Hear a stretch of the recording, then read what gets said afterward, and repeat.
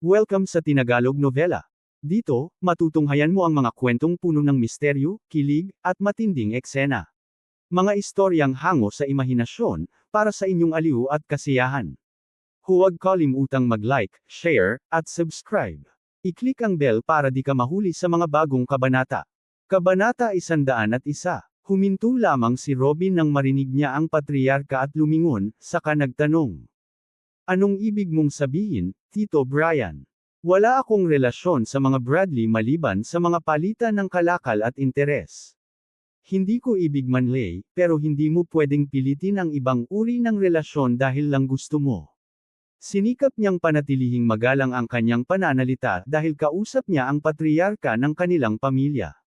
Kung si Mila o isa sa mga santo ang nagsabi nito, hindi man lang siya hihinto. Tungkol naman kina Mila at ang mga kasama niya, ni sila ay hindi rin maintindihan ang sinasabi ng patriarka at nagbigay ng mga nakapagtatakang tingin. Ang lahat ay iisa ang nasa isip, hindi ko alam kung ano ang ibig niyang sabihin, pero kung makabubuti ito sa pagkakaroon ng magandang ugnayan kay Robin, sana'y tulungan siya ng langit na kumbonsihin ito. Hindi nagalit ang patriarka sa sagot ni Robin at nagpatuloy. Makinig ka lang, Robin.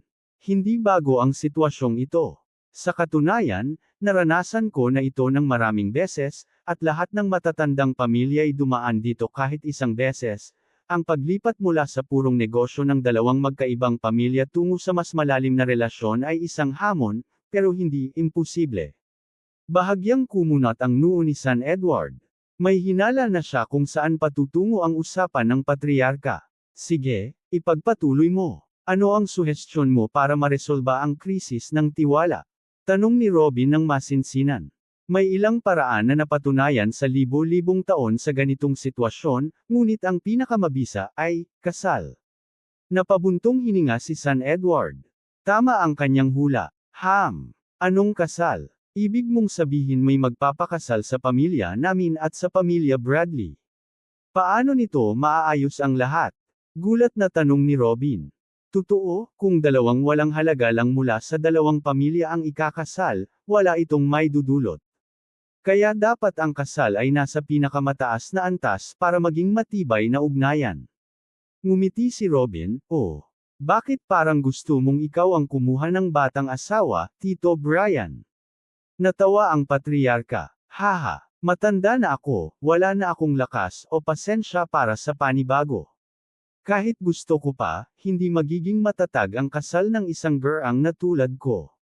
Ikaw, Robin, ikaw ang dapat mag-asawa mula sa mga Bradley. Magandang ideya. Haha, tiyak na maaayos nito ang lahat. Marami kaming mahuhusay na babae sa pamilya.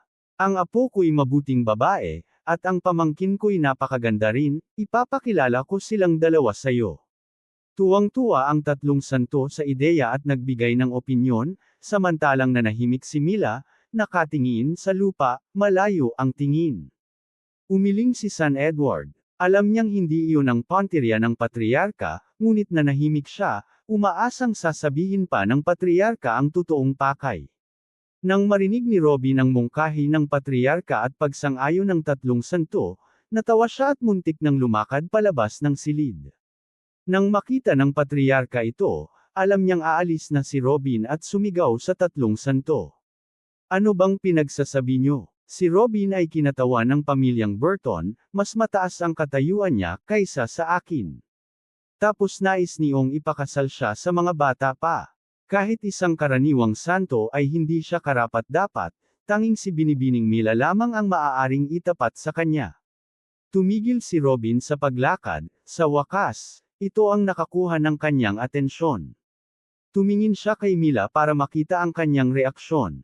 Nagbalik ang sigla sa mga mata ni Mila at tumingin siya sa patriarka, nagulat. Matagal na niyang pinasya na aabutin niya ang tugatog ng kabanalan sa lalong madaling panahon, at saka magbubuo ng pagsasarili para marating ang ikatlong yugto ng Fire Shards Minor Law Technique at baka maging isang pantas. Ang planong iyon ay tatagal ng buong buhay niya, kaya't hindi niya kailanman inisip ang kasal. Yan na nga, buntong hininga ni San Edward. Alam niyang hindi ito magiging madali. Kitang-kita ang galit sa mukha ng tatlong santo. Patriarka, sobra naman yata ang pagpapahalaga mo sa inyong kalagayan. Si Binibining Mila ay anak ng isang duke, at siya ang pangunahing henyo ng kaharian simula 10 taon pa lang siya. Kamakailan lamang ay nakalusot siya sa ika-25 antas. Katulad mo, gayong wala pa siyang 150 taong gulang. Kaya't huwag mo siyang ibaba sa parehong pangungusap kasama ng iba. Si Binibining Mila ay natatangi at hindi maaaring ipakasal kaninuman na mas mababa sa kanya. Pumili si Robin ng iba pang dalagang walang asawa, siya'y makakahanap ng mapapangasawa. Nagalit ang patriarka at hinampas ang mesa. Mga arrogant, kayo ba'y mga hanggal na ipinadala ni Galan para makipag-usap? Kayo ang lumapit kay Robin, tapos ngayon kayo pa ang mayabang. Sabihin niyo sa akin kung may kabataang lalaki sa 8 kaharian o 4 na imperyo na mas mahusay kay Robin, wala.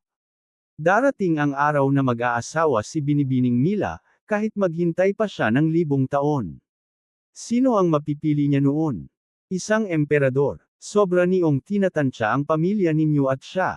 Akala niyo ba walang ibang duke na may anak na babae? Kahit nga prinsesa ng maharlikang pamilya, kung mag-propose si Robin, tatanggi ba sila? Makinig kayo ng mabuti, inalok ko ito sa inyo dahil tinrato niyo ng tama si Robin habang nasa inyo siya. Karangalan ninyo na ialok kung mag-ugnay ang pamilya ninyo sa isang natatanging tao sa kasaysayan. Kung hindi niyo ito pinahahalagahan, tigilan na natin ang usapang kasal at bumalik sa negosyo. Huminga ng malalim ang patriarka at bumalik sa upuan, kunwari galit, ngunit sa loob-loob niya'y nagdiriwang siya, nabigyan siya ni Robin ng pagkakataong magmalaki at ilihis ang atensyon mula sa pamilya ng isang duke. Isa sa mga santo ang tumayo at sumigaw. Mukhang hindi kami welcome dito, aalis na tayo. Sabay lakad papuntang pinto. Ngunit paglingon niya, nakita niyang nananatiling nakatayo si Mila, tila litong-lito. Si San Edward ay kalmadong nakaupo pa rin, at ang 2 pang santo'y nag-aatubili. Bakit pa kayo nag-aaksaya ng oras? Iniisip niyo ba talagang ikasal si, bigla siyang pinutol ng boses ni Mila. Pumapayag ako. Lahat sa silid ay nagulat, maliban kay San Edward. Maging si Robin ay napatingin sa kanya ng may pagtataka. Sambit ng isa pang santo. Binibining Mila, hindi mo kailangang magsakripisyo para sa pamilya. Maaari nating pag-usapan ito kasama ng konseho. Nagbago ang mukha ni Mila mula sa kalituhan tungo sa kumpiyansa. Hindi na kailangan. Ito ay personal na desisyon at ako lamang ang may karapatang magpasya, at pumapayag ako. Alam mong hindi mo kailangang gawin ito, wika ni Robin. Alam ko, asawa ko. Pero gusto kong gawin ito, ano? Hindi ba ako sapat na maganda para sa'yo? Sagot ni Mila sabay ngiti at kindat. Nagulat si Robin, tinawag na agad siyang asawa kahit hindi pa siya pumapayag. Mas makapal pa ang mukha ng babaeng ito kaysa sa kanya. Hindi niya mahal si Mila, pero hindi niya rin ito kinamumuhian. Hindi naman siya isang ascetic na laban sa ideya ng pag-aasawa o pakikipagtalik. Kahit noong nagtatago siya sa kuweba, bumibisita siya paminsan-minsan sa mga bahay-aliwan. Pero ang kasal ay hindi katulad ng isang gabing aliw. Ang kasal ay banal na ugnayan at matibay na pagsasama habang buhay, hindi ito pwedeng basta-basta. Ngunit tinanong niya ang sarili, kung may isa lang siyang mapapangasawa sa buong mundo, dahil sa kahit anong dahilan, pagmamahalan, pakikipag-alyansa, talino, ganda, talento, lakas, sino kaya iyon? Ang sagot ay iisa, si Mila, laging si Mila. Kabanata 102. Hindi nagtagal bago napagtanto ni Robin na wala talagang dahilan para tanggihan niya ang mungkahing kasal. Lahat kay Mila, maging itsura, edad, o talento, ay perpekto para sa kanya, at higit pa roon, ang pamilya Bradley, isang pamilyang duke, ay hindi na maihihiwalay na malalapit sa kanya. Sila ay matitipon sa kanyang kabayo, kung siya'y hahanap ng karangalan, hahanapin din nila iyon kasama niya, at kung siya'y babagsak, sila man ay mapapahiya. Ito ay hindi basta-bastang kasunduang kasal. Si Mila mismo ay itinuturing ng lahat bilang susunod na dukesa ng pamilya Bradley at kanilang kinatawan saan man siya pumunta. Makalipas ang ilang segundo, ngumiti ng malaki si Robin at tumango. Kung maging ang matigas na ulo na babaeng ito ay pumapayag, paano ko tatanggihan? Haha, wala rin akong problema sa ideya, maaari nyo nang kausapin si Patriarch Brian tungkol sa iba pang detalye at paghahanda dahil wala akong masyadong karanasan sa mga bagay na ito. Pasensya na, kailangan kong bumalik sa ginagawa ko. Pagkatapos ay lumakad siya palabas ng silid, iniwan ang lahat na nagulat. Para bang sila ang nagpilit at nagtulak kay Mila sa kanya, at basta na lang siya pumayag, pero, iyon nga talaga ang nangyari, ngunit gayon paman. Bumalik si Mila sa kanyang upuan, muling nawala ng tingin sa paligid, kung may nagsabi sa kanya ilang taon na ang nakalipas na ikakasal na siya agad, tatawanan niya ito sa kahangalan. Hindi siya isang ordinaryong babae na ginagamit lang sa kasunduang kasal. Siya ang babaeng itinakdang makarating sa tuktok ng Saint Realm, at baka isang araw ay matuklasan pa niya ang ikatlong yugto ng kanyang teknik at makapasok sa pagiging isang sage, dadalhin ang kanyang pamilya sa hangganan ng pagiging isang pamilyang maharlika.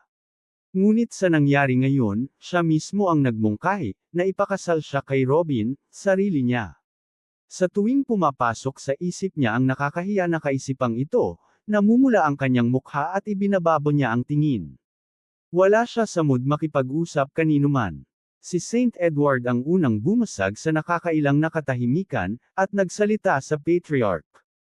Ahem, ngayong may pahintulot na tayong dalawa mula sa mga magkasintahan, maaari na ba nating pag-usapan muli ang mga detalye ng pakikipagtulungan, Patriarch Brian?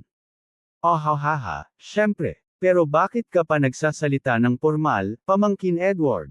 Pamilya na tayo ngayon hahaha. Walang duda, ito ang isa sa pinakamalalaking sandali ng pagmamalaki sa buhay ni Patriarch Brian, at marahil sa buong kasaysayan ng pamilya Burton. Dati, hindi man lang niya pinangarap na makaharap ang isang karakter na tulad ni Mila at makausap ito ng harapan, lalo na't ipapakasal pa sa isa sa kanyang pamilya. Nagpatuloy ang negosasyon tungkol sa hinaharap na pakikipagtulungan, ngunit sa pagkakataong ito ay naging mas madali. Sa huli, napagkasunduan na ang pamilya Bradley ay hindi na magbabayad ng taunang grant o magbibigay ng libreng yaman maliban na lang kung regalo, kaya wala ng obligasyon. Ang natira na lamang ay ang pagbibigay sa Burton ng akses sa merkado at koneksyon ng mga Bradley upang makuha ang anumang kakailanganin ni Robin na hindi kayang ibigay ng Burton. Ang una't ikalawang alok ay panunuhol lang ng pera kay Robin, na hindi na kailangan kung pamilya na sila. Ngunit ang ikatlong alok ay mananatili, ang pagtulong sa pamilya Burton gamit ang 5 santo. Ayon kay Robin, hindi niya kailangan ng personal na proteksyon dahil mayroon siyang mga santo mula sa pamilya Hari, ngunit ang pamilya Burton ay bata at mahina pa rin, at kailangan ng suporta at muling pagbuo. Si Saint Edward mismo ay nagboluntaryong muling ayusin ang hukbo ng Burton sa kanilang bayan, Jr. Ang hukbo ay halos bumagsak sa kanilang digmaan mahigit 1 dekada na ang nakalipas. Ilang libo na lang na veteranong mandirigma ang natira, at lahat sila'y nasa bagong lupain ng pamilya, dating Bolivar. Kaya't kailangan ng panibagong hukbo na sanayin at armasa na akma sa ranggong Marquis. At sino pa ba ang mas mahusay dito kundi ang isang henyo at general na tulad ni Saint Edward? Habang ang iba pang 3 santo ay magsisilbing pangalawang general na magpapalakas sa hukbo, at sila rin ang magtitiyak ng mga auksyon. Mananatili silang 4 sa Jura City upang gawin ang kanilang mga tungkulin at magbigay ng suporta sakaling may malaking pag-atake. Hindi na bahala ang Patriarch sa pagbibigay ng susi sa pagbuo ng hukbo. Matapos ang ganitong antas ng ugnayan, ang lakas ng Burton ay magiging ekstensyon na rin ng Bradley. Samantala, ang nalilitong nobya ay malayang makakapasok at lalabas sa zone ng pamamahala ng Burton at maging sa bahay panauhin, ang tirahan ni Robin. Napagkasunduan ding ang mga regalo, petsa ng kasal, at iba pa ay ipagpapaliban muna hanggang sa dumating ang tamang panahon. Ngunit dapat agad ipahayag ng pamilya Bradley sa buong mundo na opisyal nang nakatakdang ikasal si Mila kay Robin Burton, dahil dito itatayo ang lahat. Pagkatapos ng lahat ng usapan, nagpasya si Saint Edward na manatili upang agad simulan ang pag-aaral sa muling pagbubuo ng hukbo, at si Mila rin ay nagpasya na manatili muna sa pamilya Burton. Samantala, isa sa tatlong santo ang tahimik na umalis upang ihatid ang balita sa mga nakatatanda ng pamilya, kahit siya mismo ay hindi alam kung paano sasabihin kay Glenn na ang kanyang anak na babae ay naipakasal na. Gitling gitling gitling. Dumating ang santo makalipas ang ilang oras sa Pearl City ng Bradley at nagpatawag ng agarang pagpupulong ng mga nakatatanda ng pamilya. Agad na dumating ang lahat ng may posisyon, at syempre, kasama si Glenn. Lahat ay litong-lito nang makita nila ang santo. Lahat ng naruroon ay sapat na katalino upang malaman ang kahalagahan ni Robin. Kahit pa nakuha na nila ang paraan ng paggawa ng apoy na rune mula sa kanya, siya mismo ay higit pa roon ang halaga. Ilan sa kanila ay matindi ang pagbatikos kay Glenn nang umalis si Robin, itinatapon ang lahat ng sisi sa kanya. Sinasabing nakuha niya ang teknik ng apoy na talisman mula kay Robin ngunit hindi man lang niya ito naprotektahan, kaya't muntik na itong mapatay sa ilalim ng kanilang ilong. May isang paksayo na pinamumunuan ng isang santo na antas 30 pa, ang nag-akusa kay Glenn na nakipagsabwatan sa pamilya hari upang isuko si Robin. Ang mga sinabi ni Robin kina Edward at Mila bago siya umalis ay lubos na nagbigay takot sa kanila. Nakita nila ang mga nagawa ng binatilyong ito sa loob lamang ng maikling panahon. Ang apoy, dilim, at talisman ng buhay sa loob ng 2 taon, bukod pa sa mga pildores na tumulong kay Mila na makaangat sa antas 25. Maging ang taong bumili sa auction ay naiulat na nakalusot sa bagong antas. Pinagyayabang ni Glenn ang pagkakakuha ng teknik ng apoy na talisman, ngunit ano yun kumpara sa lahat ng ginawa at kaya pang gawin ni Robin. Upang ipakita kung gaano kahalaga ang koneksyon kay Robin, may ilan sa mga nakatatanda ang nagmungkahi pa na isauli ang teknik ng apoy na talisman at mangakong hindi nagagawa pa ng isa, kapalit ng pananatiling mabuting ugnayan sa kanya. Isa sa pinakamalaking tagumpay ng pamilya, ang teknik ng apoy na talisman, ay naging sanhi pa upang pag-usapan ang pagtanggal kay Glenn bilang duke. Naghintay si Glenn hanggang sa dumating ang huli at saka tinitigan ang santo mula sa Jersey City ng may kaba. Maaari ka nang magsalita, ano ang nangyari doon? Tinanggap ba niya ang mga alok natin? Hindi, sagot ng santo na may pag-aatubili. Damn! Sabi ko na nga ba, Glenn? Hindi sapat ang mga walang kwentang alok na iyon. Nagsigawan ang lahat, nagsisihan. Wala nang iba pang tanong. Hindi pa ako tapos magsalita, totoo na. Hindi tinanggap ang mga paunang alok natin, ngunit naibalik namin ang relasyon sa pagitan natin at ni Robin. Mabilis na sambit ng santo. Si Glenn, na nakahawak na sa kanyang noo at nag-iisip kung paano iligtas ang kanyang posisyon, ay biglang napaangat ng ulo na puno ng pag-asa. Anong sinabi mo? Paano? Huwag mo kaming bitinin at magsalita ka na ng direkta.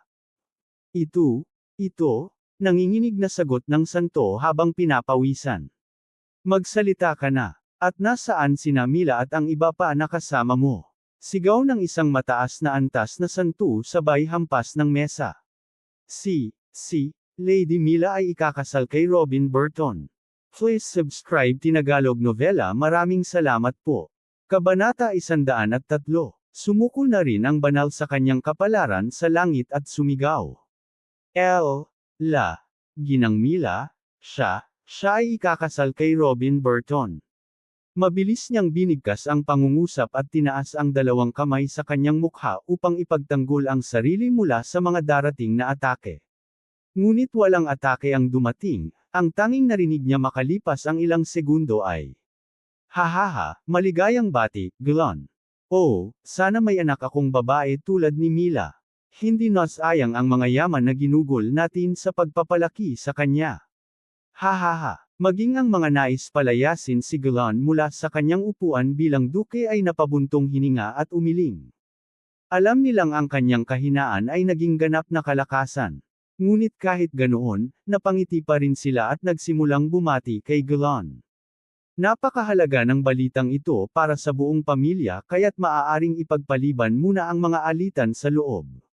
Mga pagbati at pagpapala ang bumungad, ang banal na nagdala ng balita, na noon ay takot na baka siya'y gawing punching bag ng lahat para ilabas ang kanilang galit, ay hindi nakarinig ni isang pagtutol. Agad niyang tiningnan ang taong pinakaapektado, si Galan. At nakita niya itong umiiyak. Salamat sa langit, masyado akong natakot na iharap ang panukalang ito sa grupo. Natakot ako na masira ang tiwala ng anak kong babae sa sarili kong tatanggihan siya ng bastos na batang iyon. Hindi ko akalaing kusang mangyayari ang lahat ng ito. Salamat sa langit, bulong ni Galan ng may ngiting puno ng kasiyahan. Sapagkat siya ay isang ama, at mula pa noong kabataan ng kanyang anak, lagi na siyang nag-aalala kung sino ang kukuha rito, at kailanman ay hindi niya pinangarap ng mas mabuting kapareha para sa kanya. Plano na niyang suportahan si Robin sa lahat ng paraan upang makuha ang kanyang pabor at isama ang mga Bradley sa mga imbensyon at plano nito sa hinaharap. Ang kabataang iyon, nang inisip nitong parusahan ang dakilang kahariang Dolivar na tumindig ng 1,000 taon, ay nakakuha ng kalahating duchy mula sa kanila. Ngunit ngayon, wala na siyang dapat ikabahala, si Robin ay kanyang manugang na. Isang mabuting asawa para sa kanyang anak at isang malakas na kaalyado, hindi na rin banta ang kanyang posisyon. Ito ang pinakamainam na kinalabasan na maaari niyang hilingin. Makalipas ang ilang sandali, muling binuo ni Galan ang sarili at tinanong ang banal. Ikwento ang lahat mula sa simula hanggang sa pagdating mo rito. Gitling gitling gitling. Kaagad pagkaraang matapos ang pagpupulong, lumabas ang mga mensahero ng pamilya at ipinalaganap sa mga lansangan na si banal na Mila Bradley ay nakatakdang ikasal kay Robin Burton. Parang kulog na bumagsak ang balita sa buong dukado ng Bradley. Si Mila, ang pinakamatalinong henyo ng kaharian at isa sa pinakamagandang babae, engaged na agad-agad. At sa isang hindi kilalang tao. Mahalaga man si Robin sa mataas na uri ng dalawang pamilya at sa pamilya Real, hindi siya kilala ng karamihan sa kaharian. Para sa nakararami, kilala lang siya bilang isang taong napakaswerte sa pag-ampon ng mga bata. Sa katunayan, mas kilala pa si Cesar kaysa sa kanya. Mabilis. Kumalat ang balita, mula Bradley patungong mga karatig na dukado, at higit pa. Nakarating ito sa jury sa dukado ng Alton, at nagulat ang mga mamamayan, kaya't nagtanong sila sa mga nakatatanda ng pamilyang Burton, na kumpirmado ang mga tsismis. Ang araw na nagsimula ng karaniwan para sa mga taga-jury ay naging isang pagdiriwang. Ang numero 1 henyo ng kaharian, ang ginang na ang ganday na kahihiya sa lahat ng babae sa kaharian, ay magiging asawa ng isa sa kanila. Kahit hindi nila alam bakit si Robin, at walang nakakaalam na siya ang pinagmumula ng mga talisman o kung ano talaga ang kinakatawan ng kasal na ito, kahit na formalidad lang ito ng dalawang pamilya, napakahusay pa rin. Saya, pagkabigla, pagtatanong, magkahalong damdamin ng bumalot sa buong kaharian. Walang hindi nakarinig tungkol kay Mila Bradley. Ngunit ang tunay na epekto ng balita ay naramdaman ng mga nakatataas ng kaharian. Gitling gitling gitling. Dukado ng Alton tahanan ni Duke Raymond Alton. Isang demonyo. Sigaw ng Duke habang binasag ang hawakan ng kanyang upuan nang marinig ang ulat ng kanyang kabalyero. Huli na tayo, ngumisi siya sa galit hanggang sa kinabahan ng kabalyero na baka siya rin ang basagin. Hindi alam ng kawal na matagal nang nakikipagtalo ang Duke sa kanyang matatanda kung paano makakakonekta sa pamilyang Burton. Ang pamilyang iyon na nagdagdag ng kalahating dukado at ginawang pinakamalaki ang dukado ng Alton sa lahat ng dukado ng Black Sun Realm. Hindi niya kilala si Robin, pero malinaw na ang mga talisman ay bigla na lang lumitaw sa mga pamilya Burton at Bradley. Wala siyang kapangyarihan sa mga Bradley, na kasing lakas o mas malakas pa sa kanya, kaya't ang tanging pag-asa niya ay kontrolin ang mga Burton upang makinabang sa mga talisman. Ngunit ngayon, hinarang na siya ng pamilya Bradley.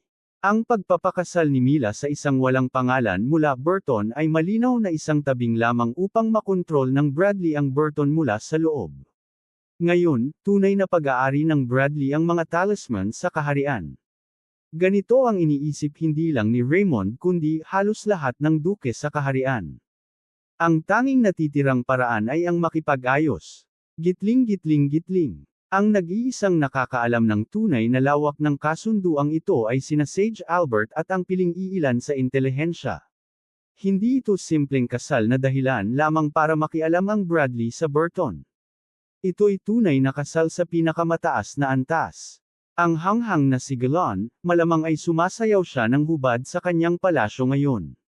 Umiling si Sage Albert sa narinig, kailangan kong umamin, mahusay ang kanyang galaw, sana ganoon din ako kawalang hiya, high alternasyon. Gitling gitling gitling. Samantala, ang mismong taong sangkot ay walang kaalam-alam sa lahat ng ito. Pagkatapos ng maikling pagpupulong, agad bumalik si Robin sa kanyang silid upang ipagpatuloy ang ginagawa niya. Para sa kanya, ito ang pinakakapanabik na yugto sa proseso ng pananaliksik. Sa pangkalahatan, ang proseso, anumang larangan niya ito isinasagawa, ay may 4 na yugto. Una, tukuyin ang problema. Alamin kung ano ang kulang o dapat baguhin. Halimbawa, nang malaman niyang kailangan niyang maghanap ng paraan upang palakasin ang kapangyarihan ng kanyang kaluluwa, natukoy na ito. Ikalawa, suriin ang mga aspeto ng problema. Kolektahin ang lahat ng impormasyon tungkol dito hanggang maging malinaw. Halimbawa, ang kanyang mga karanasan sa lawak ng spiritual na pakiramdam na nagbigay daan upang makita niya ang pattern ng lakas espiritual, natapos na rin ito.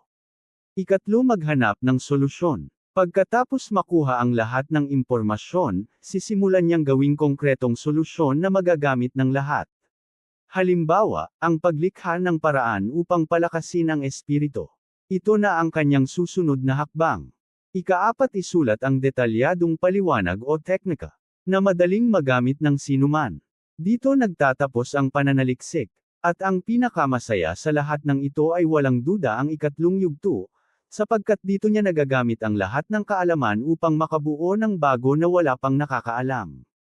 Ang damdaming ng kasiyahan tuwing natatapos niya ang yugtong ito ay walang kapantay. Ang mismong proseso, puno ng pag-iisip at conclusion, ay siyang tunay na nag-aangat sa kanya bilang mananaliksik. At ngayon, oras na upang maghanap ng solusyon upang palakasin ang kaluluwa batay sa lahat ng kanyang nalalaman. Kabanata 104. 2 buwan ang mabilis na lumipas. Sa panahong iyon, hindi lumabas si Robin sa kanyang silid, ang tanging dahilan lang na binubuksan niya ang pinto ay upang tanggapin ang pagkain mula sa kamay ni Mila. Oo, si Mila. Matapos magpasya si Mila na manatili sa pamilyang Burton, pinili niyang manirahan sa gusali ng panauhin kasama nina Robin at Zora. Ang una niyang layunin ay mapalapit sa kanyang kasintahan upang mabago ang malamig nilang relasyon tungo sa mas mainit at mas malapit. Sa lipunang ito, ang formal na kasunduan sa kasal ay kasing bigat na ng mismong pag-aasawa, o maaaring ilarawan na halos magkapareho ng kasal maliban sa pagtatalik. Hindi pwedeng basta-basta lang tapusin ng isa ang kasunduan. Kapag nangyari iyon at nabasag ang kasunduan, si Mila ay ituturing na hiwalay na babae. Kaya nagsimula siyang gumawa ng mga paraan upang mahalin siya ni Robin, dahil siya na ang kanyang kapalaran, pero sinalubong iyon ng malamig na pagwawalang bahala. Noong una niyang dinala ang pagkain, nagulat si Robin nang makita siya, pero matapos lamang magpalitan ng ilang magagalang na salita na parabang magkaibang tao sila, kinuha niya ang pagkain at bumalik agad sa ginagawa niya. Mas malamig pa ang hangin kaysa bago pa sila nagkaayos ng kasunduan. At lalo pa itong lumala sa mga sumunod na araw, matapos ang ilang ulit ng paghatid, pati ang mga magagalang na salita ay nawala na rin. Si Robin, na walang puso, ay binubuksan ang pinto, kinukuha ang pagkain, at agad na isinasara muli. Minsan nakikita siyang nakangiting masaya at minsan naman ay nakakunot noo, ngunit alam ni Mila na ang mga emosyon na iyon ay hindi dahil sa kanya, kundi sa mga naiisip ni Robin. Ngunit hindi siya sumuko, patuloy siyang nagdadala ng pagkain at patuloy siyang hindi pinapansin ni Robin. Ganito ang paulit-ulit na nangyari sa unang buwan at kalahati. Hanggang sa isang araw na dumating siya, gaya ng dati, upang maghatid ng pagkain kay Robin, narinig niya itong tumatawang parang baliw mula sa loob ng silid. Nagdalawang isip siya kung aalis na lang ba siya at hahayaan itong magpatuloy sa ginagawa, pero sa huli, nagpasya siyang dapat niyang ibahagi ang sandaling iyon bilang kasintahan, kaya kumatok siya sa pinto. Tok tok. Tumigil ang malakas na tawa at narinig niya ang mga yapak ni Robin papalapit. Ngunit nang buksan ni Robin ang pinto, hindi niya kinuha ang pagkain gaya ng dati. Sa halip, bigla siyang lumapit, hinawakan ang buhok ni Mila at hinayla siya palapit. At mariing hinalikan sa labi. Pagkatapos ay kinuha niya ang pagkain, pumasok muli sa silid, at agad isinara ang pinto, iniwan si Mila na nakatayo roon na tulala. Nanatili siyang nakahinto ng ilang sandali, sinusubukang intindihin ang nangyari, ngunit sa huli, ngumiti siya ng may kasiyahan bago tumalikod at umalis. Alam niyang malamang ay natuwa si Robin dahil nakagawa ito ng malaking progreso sa kanyang pananaliksik at ang dahilan ng halik na iyon ay walang kinalaman sa kanya. Ngunit masaya siya na ginamit siya ni Robin upang ipahayag ang kanyang sarili. Sa wakas, ang kanyang araw-araw na pagsisikap ay nagtagumpay na ring basagin ang pader sa pagitan nila. Gitling-gitling-gitling. Ngunit ang halik na iyon ay hindi lamang ang mahalagang nangyari sa loob ng 2 buwan, sa labas ng gusali ng panauhin, mas lalo pang gumugulo ang mga bagay-bagay. Formal nang inilunsad ang dakilang jury auction sa isang marangyang selebrasyon, at lahat ng matatanda at opisyal ng kaharian ay inimbitahan upang dumalo sa unang daan para makabili ng mga talisman. Hindi ito katulad ng anumang ibang auction na naganap dati, ito ay kakaiba at nag-iisa sa uri nito. Ito ay nasa direktang pangangasiwa ng patriarka at ni Billy Burton, at maging si banal na Edward, si Mila, at ilan pang Bradley ay dumalo upang makatulong na patatagin ang napakalaking kaganapang ito. Sa unang pagkakataon sa kanilang kasaysayan, kahit isang gabi lamang, naging sentro ng kaharian ng itim na araw ang lungsod ng Jura, lahat ng mata at tainga ay nakatuon doon. Hanggang sa puntong iyon, ang salitang talisman ay lumulutang lamang matapos lumitaw sa huling digmaan, pero puro usap-usapan lang, walang nakakaalam kung ano ba talaga ang mga ito. Sa simula ng auction, opisyal na ipinakilala ang mga talisman sa publiko. Ang mga talisman ng apoy, kadiliman, at sigla ay unang ipinakita. Namangha ang lahat sa mga detalye at gamit ng mga ito, lalo na ang kadiliman at sigla, na hindi gaanong kilala kumpara sa apoy. At ang talisman ng apoy na ipinakita at ipinagbili ay nasa antas 10 at hindi antas 6 gaya ng mga balibalita. Sa antas na ito, maaari itong magsilbing mahusay na pananggalang para sa sinumang maharlika na bata pa o hindi kayang mag-ensayo. Pagkatapos noon, umakyat sa entablado ang patriarka at buong pagmamalaking inihayag na ibebenta rin nila ang mga espiritong nagpapasiglang pilak na unang lumitaw sa taunang auction ng Bradley, at mismong si Mila ang tumstigo na ang pilak ay tunay na nagkaroon ng epekto at nakatulong sa kanyang makatawid sa antas 25. Nag-ingay ang buong madla sa sobrang pagkabigla. Walang banal sa kaharian ang hindi nakarinig tungkol sa mahiwagang pilak na iyon, ang unang tunay na pilak na maaaring makatulong sa isang banal na makatawid ng antas, at si Mila mismo ang nagkumpirma nito. Ngunit mabilis ding napalitan ang kanilang kasabikan ng pagkadismaya. Inanunsyo ng Patriarka Brain na ang Grandmaster na nagbibigay ng mga pilak ay hindi nagpadala ng ikatlong antas na magagamit ng mga banal, at sa araw na iyon ay magbebenta lamang sila ng mga unang antas na pilak sa mga pangkat at 4 na piraso lamang ng pangalawang antas. Nag-ingay muli ang madla, ngunit hindi na ito positibo. Hindi sila natahimik hanggang sa sinabi ng patriarka na magkakaroon ng ikatlong antas ng pilak sa hinaharap, ngunit para lamang sa mga dadalo sa lahat ng buwan ng auction at sa mga bibili ng pinakamarami. Matapos ang lahat ng drama, nagsimula na rin ang unang auction ng ganitong uri. Nagkumpetensya ang lahat na bilhin ang 12-dosenang talisman na ipinagbili sa araw na iyon, kahit pa hindi nila kailangan, dahil ito ay makasaysayang kaganapan na gusto nilang maging bahagi. Ang 4 na ikalawang antas ng espiritong nagpapasiglang pilak lamang ay nakalikom ng 60,000 gintong barya, at ang mga Vitality Talisman ay naibenta ng tig 2,000 bawat isa. Sa kasamaang palad, hindi nakagawa si Zora ng maraming talisman sa panahong iyon, ngunit nakamit pa rin nila ang netong kita na 230,000 gintong barya. Ito ay katumbas ng halos 2 taon ng kabuuang kita ng buong pamilyang Burton, ngunit kinita sa isang araw lamang.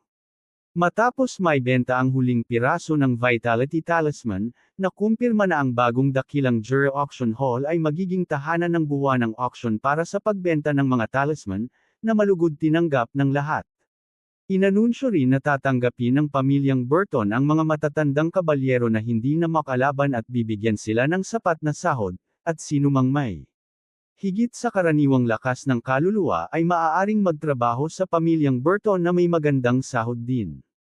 Nakakapanibago para sa lahat ang anunsyo, unang beses nilang narinig ang ganitong uri ng pangangalap, ngunit tinanggap pa rin ito. Marami sa kanila ang may kakilala na may ganitong katangian. At dahil hindi nila mapakikinabangan ang mga ito, ang pagpapadala sa kanila sa pamilyang Burton kung saan sila babayaran ng maayos ay pinakamainam, at maaari pa silang magsilbing tagapaghatid ng impormasyon ukol sa mga talisman. Pagkatapos ng araw na iyon, unti-unting nagsidatingan ang ilang taong may ganitong kakayahan patungong lungsod ng Jura.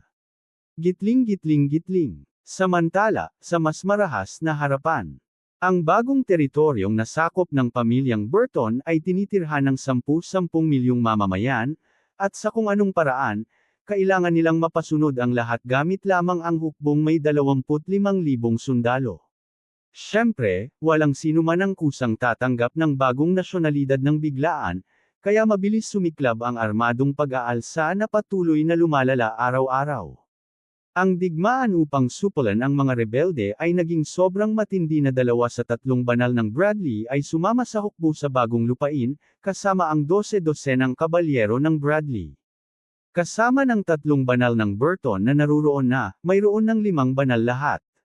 Bawat banal ay may kasama na 5,000 sundalo at ilang kabalyero, bumuo ng 5 malayang hukbo, at isa-isang sumalakay sa mga lungsod upang sakupin ang mga ito sa pamamagitan ng dahas. Nakakatakot ang pagkakaiba ng bilang sa dalawang panig, ngunit dahil walang formal na hukbo ang mga rebelde at wala ring malalakas na tao tulad ng mga kabalyero at banal sa kanilang panig, medyo nagiging pantay ang laban. Sa katunayan, sapat na sana ang presensya ng mga banal upang burahin ang lahat ng paglaban, ngunit may isang bagay na lubos na nagkakamali.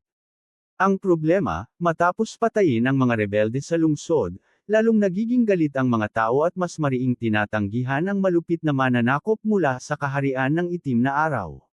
Mabilis na bumababa ang bilang ng mga sundalo ng Burton dahil sa maraming labanan, habang dumarami naman ang mga rebelde sa nakakagulat na bilang matapos masaksihan ang dugo ng kanilang mga kapatid.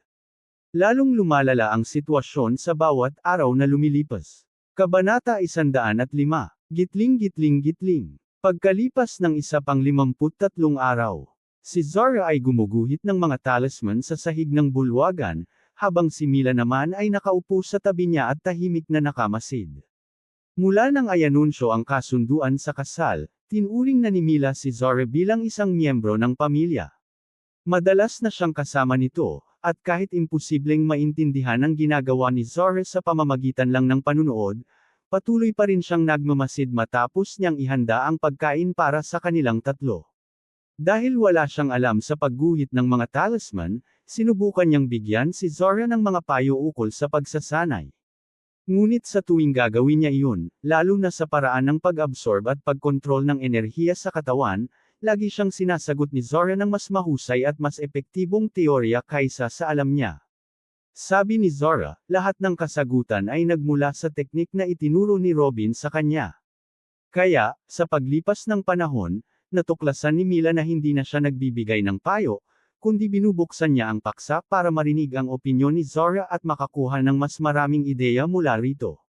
Siya mismo ang tinuturuan ni Zara ng energy cultivation at hindi ang kabaliktaran. Bagamat gustong-gusto niyang makita ang mahiwagang teknik na iyon na tinutukoy ni Zara, ang teknik na nakapagpatatag sa isang 11 taong gulang na batang babae na halos makapag-breakthrough na sa ika-8 antas, pinili niyang maghintay na si Robin mismo ang magbigay nito sa kanya. Habang abala si Zara sa pagguhit at si Mila na may nakaupo sa tabi, biglang may tinig na narinig. Alternasyon anong ginagawa ng dalawang dalaga dito? Agad silang napalingon at nakita si Robin, nakasandal sa bukas na pinto, nakangiti, at may hawak na 2 maliit na aklat. Ama, tumigil si Zara sa ginagawa niya at agad na yamakap kay Robin. Sa wakas, matapos ang higit 5 buwan mula nang dumating sila sa pamilya Burton, lumabas si Robin mula sa kanyang pag-iisa. Haha, mabuting bata, banayad na hinaplos ni Robin ang buhok niya. Hindi masukat kung ano ang mararamdaman ng mga lumalahok sa mga auction kung malalaman nilang ang 11 taong gulang na batang ito ang lumikha ng lahat ng bagay na pinag-aagawan nila. Samantala, si Mila ay nakatulala pa rin. Ikaw, paano ka nakapasok dito nang hindi ko namamalayan? Natawa ng malakas si Robin, waring inantay talaga ang tanong na iyon. May gusto lang akong subukan, at mukhang nagtagumpay ako. Hey! Bakit hindi ka tumayo para batiin ang iyong fiancé at yakapin siya, ha? Namula ang mukha ni Mila sa narinig at agad niyang naalala ang halik na iyon. Lumingon siya palayo, para ka namang galing sa kung anong pakikipagsapalaran sa ibang bansa. Nakikita naman tayo araw-araw. Hahaha, ayos lang, nakasanayan ko nang magkaroon ng munting pagdiriwang tuwing matagumpay ang isang seclusion. Karaniwan, dinadala ko ang isa sa mga bata sa isang restaurant, pero dahil wala sila rito, may nais bang sumama sa akin? Ako po, masiglang taas kamay ni Zora. Magaling. Pinatpat ni Robin ang ulo ni Zora, saka tumingin kay Mila, ikaw naman, iha, sasama ka ba? Bakit hindi? Sagot ni Mila na may ngiti. Napakaganda. May alam akong restoran na madalas puntahan ni Billy at ako noong mga bata pa kami. Sigurado akong bukas pa rin iyon. Fair na. Gitling gitling gitling. Mga tao, mga tao, mga tao. Mula nang lumabas si Robin kasama ang 2 dalaga sa gusali, agad silang naging sentro ng atensyon sa administrative zone.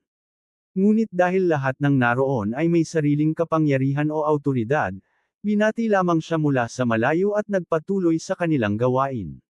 Ngunit ibang-iba ang nangyari nang lumabas sila sa labas ng administrative zone. Halos lahat ay tumingin sa legendary teacher, sa magandang si Mila, at sa batang prodigy na si Zora, na magkasamang naglalakad. Hindi alam ng marami kung ano talaga ang kakayahan ni Zora, at tanging ilang batang babae mula sa mataas na uri ng pamilya ang nakikita siya at nakikipaglaro sa kanya araw-araw. Ngunit nang kumalat ang mga balita tungkol kina Pian at Theo sa digmaan, at nang lumabas ang balitang inampun sila ni Robin, agad nilang iniugnay na ang lahat ng inaarugan ni Robin ay mga henyo. Kaya madaling hulaan ang nangyari nang lumabas silang tatlo ng sabay. Sa isang iglap, nagsidatingan ang mga tao mula sa lahat ng direksyon, at nagsisigaw. Robin, Robin, Robin, idolo kita, Lady Mila. Zara, ikaw ang babaeng pangarap ko. Ang tanging pumipigil sa kanila upang makalapit ay ang mapanupol na aura ni Mila, na nagtataboy sa kanila hanggang isang tiyak na layo. Ngunit sa bawat hakbang nila, lalo lamang dumarami ang tao. Kailangan mo pa talagang maglakad papunta sa restoran, ha? Inis na sabi ni Mila. Tumawa si Robin, aminado ako, hindi ko inasahan ang ganito. Sino bang mag-aakalang ganito ako kasikat? Haha, pero hindi ko rin pinagsisisihan. Mabuti ring makisalamuha sa aking mga tao. Mas gusto kong makita at maramdaman ang kanilang pag-ibig at respeto ng harapan kaysa manatili sa isang lambak habang sila'y nasa kabila. Ang mabuting pinuno ay hindi maaaring mamuno mula sa malayo. Panipi tuldok. Kakagaling mo lang sa 5 buwang pag-iisa. Nagulat si Mila habang patuloy na ginagamit ang aura niya upang magbigay daan. Haha, hindi ko yun ginasto dahil sa pagiging weirdo, kundi dahil kailangan kong gawin iyon upang bigyan ng mas magandang bukas ang lahat. Narinig iyon ng lahat ng tao sa paligid, at lalong naantig ang kanilang puso. Ang mismong Saint Mila ay kasama ni Robin at natural na nakikipag-usap sa kanya, walang bahid ng kay-abangan. Siya pa nga ang gumagawa ng daan para kay Robin, hindi baliktad. Kumalat kamakailan ang tsismis na si Mila ang kumokontrol kay Robin, at ang ilan ay naniwala. Ngunit ngayon, masayang-masaya ang mga nagduda noon, dahil nakita nila mismo ang patunay. Makalipas ang ilang minuto, itinuro ni Robin ang isang maliit at lumang restoran sa gilid ng kalsada. Aha, ito na nga iyon. Alam kong bukas pa rin.